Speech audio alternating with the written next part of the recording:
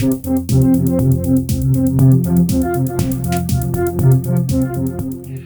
everyone, it's Elizabeth from Elpis Astrology at elpisastrology.com. Thanks for joining me today. So today I am going to do my take on the astrology for February 2023. So we start off on the 5th of February with our first full moon. And the full moon will be in dramatic Leo at 16 Leo, 40 minutes, and that's at 10:28 a.m. Pacific Standard Time. The big thing that happens is that this, of course, at a full moon, the moon will be in Leo, and then in the opposite sign of Aquarius, we will have the sun. So we have a square being formed here with, surprise a minute, Uranus. That's the big thing that surrounds this full moon. And so I just saw this as some kind of big, dramatic, maybe more than one gesture of some sort.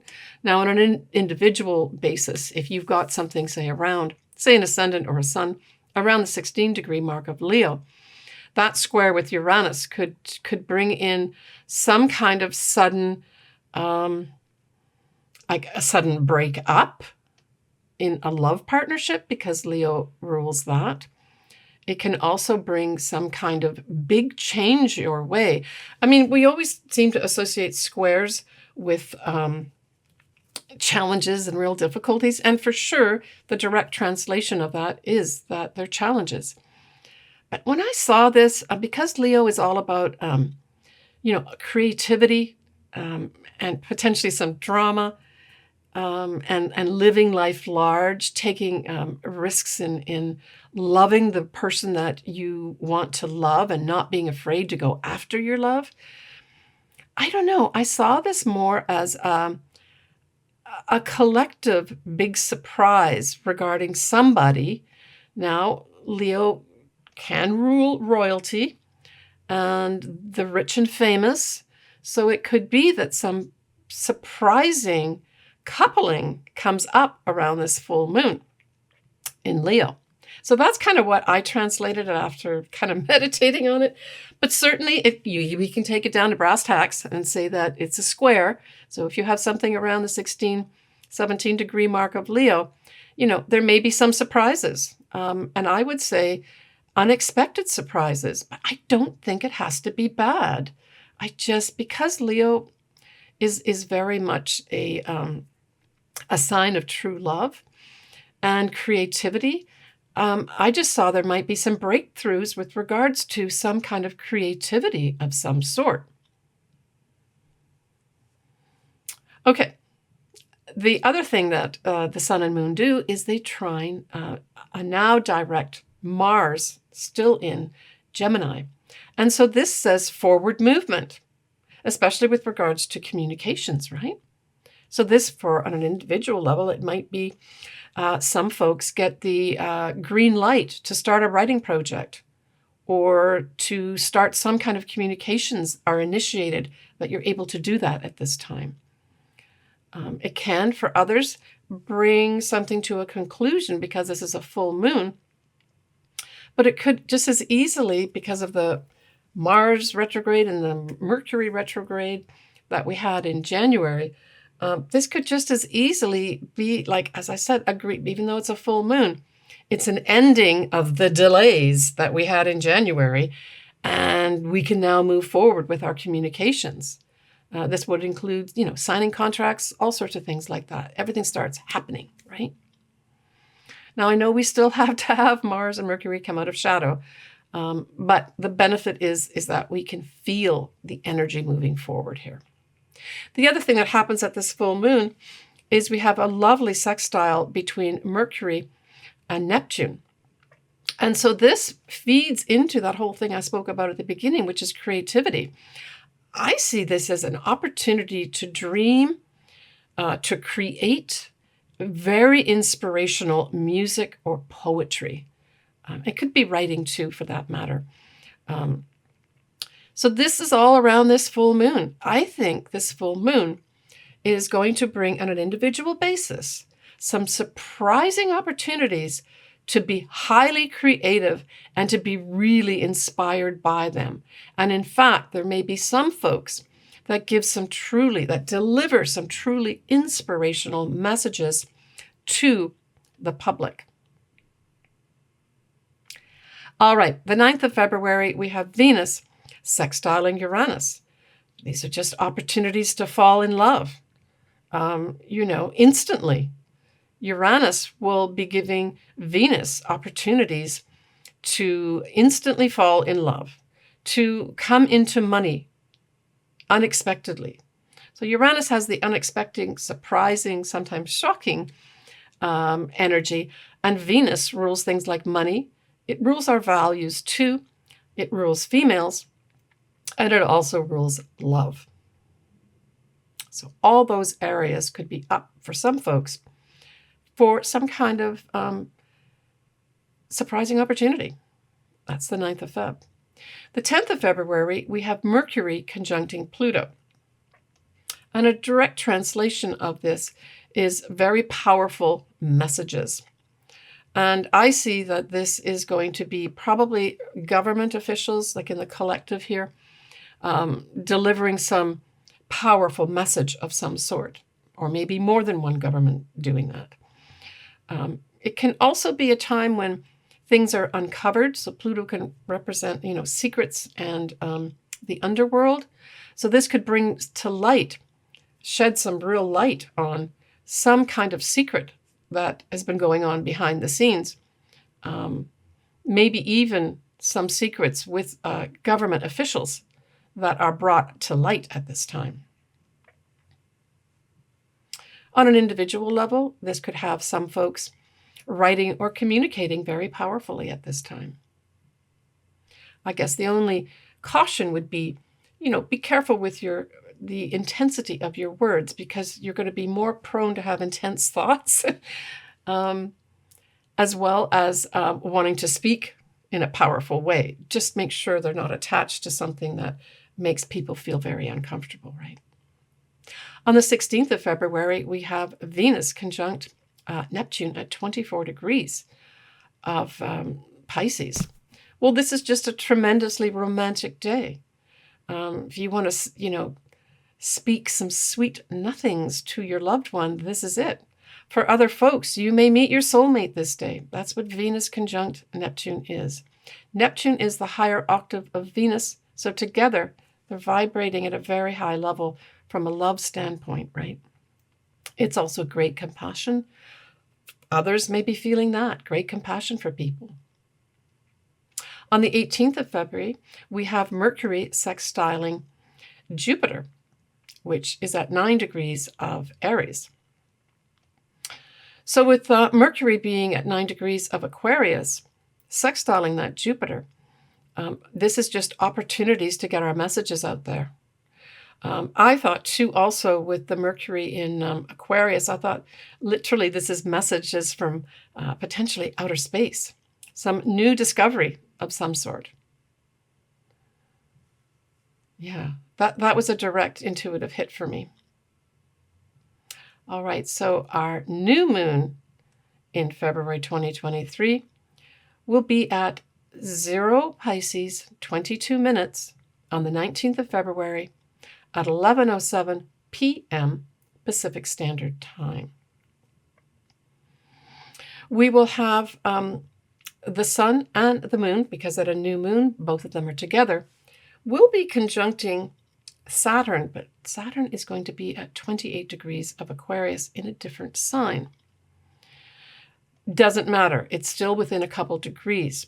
So this is adding a level of seriousness to this new moon.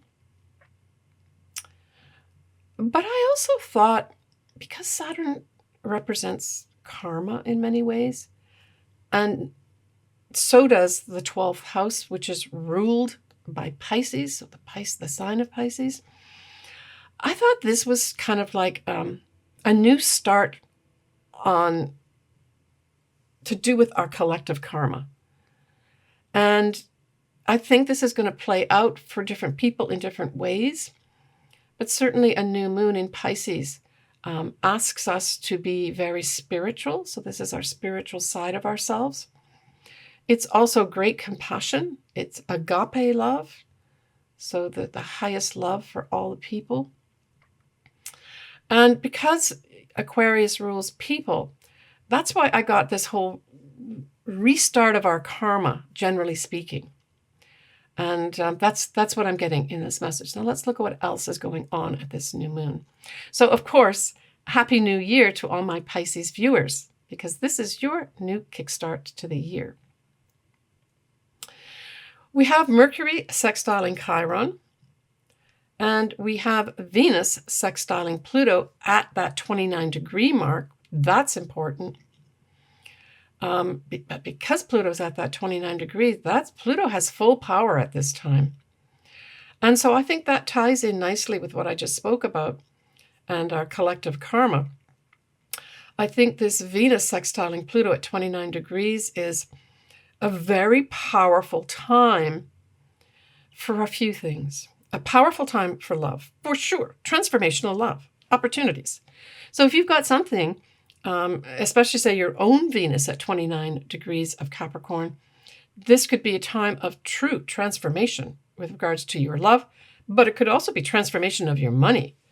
This 29 degrees is basically laying down the gauntlet of saying this is the final time Pluto will be sextiled by Venus, with Pluto being in Capricorn. And with Pluto at full power here, it's exerting some pretty powerful effects. Now, we could have females be brought in for some major transformation as well, and in terms of an actual event, because this is such a powerful, critical degree of 29 degrees.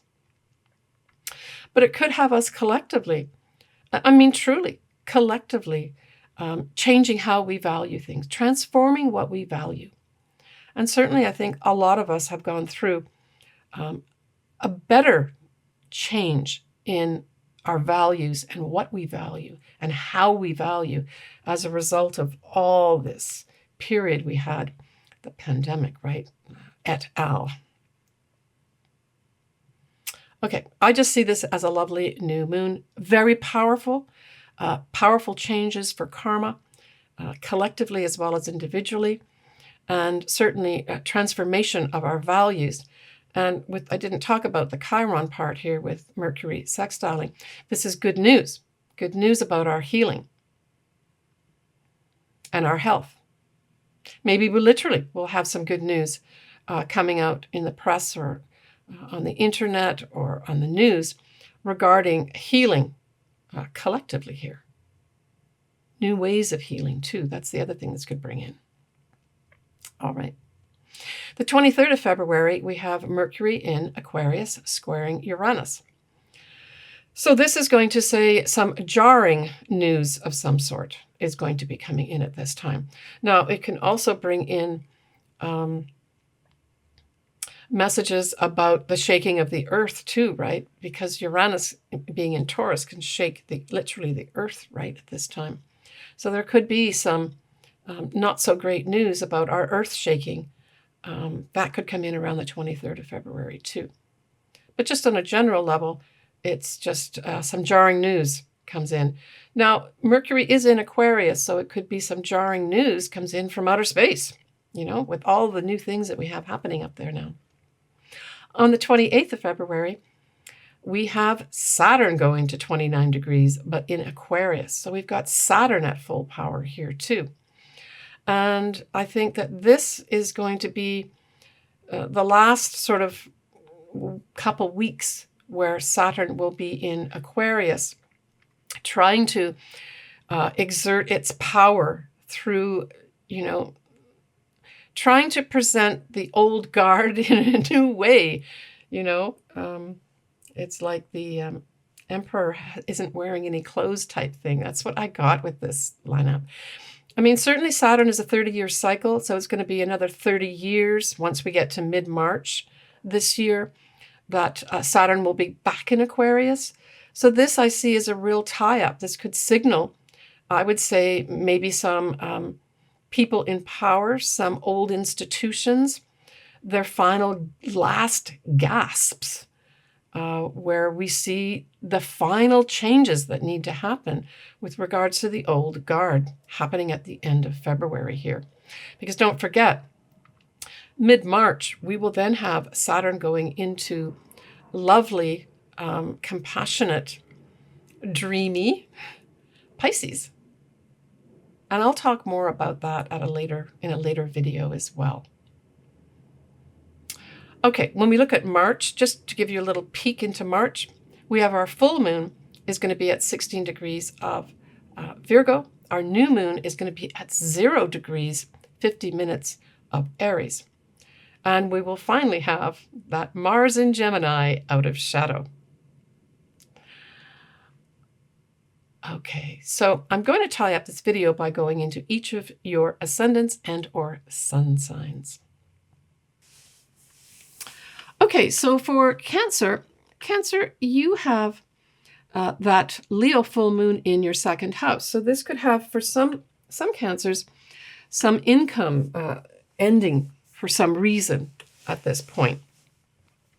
It could also have you deciding to maybe even end a job because you're not being valued enough, and you want to do something more dramatic. Maybe more creative, because that's very Leo-like, right? Yeah, I think that's what could happen for you here.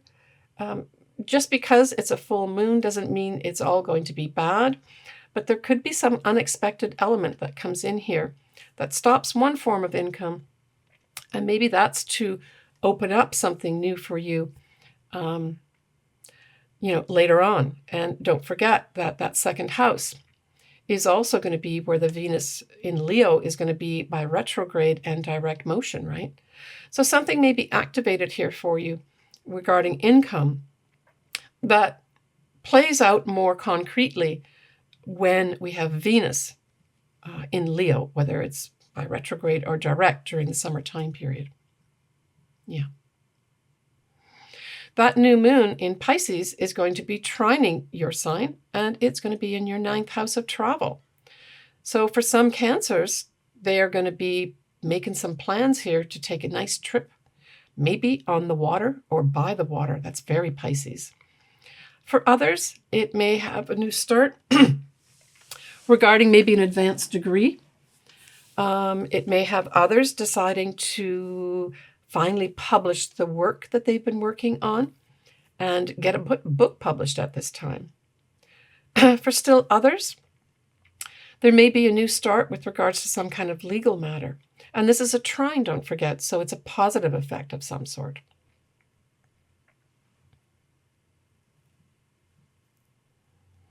Take care, Cancer.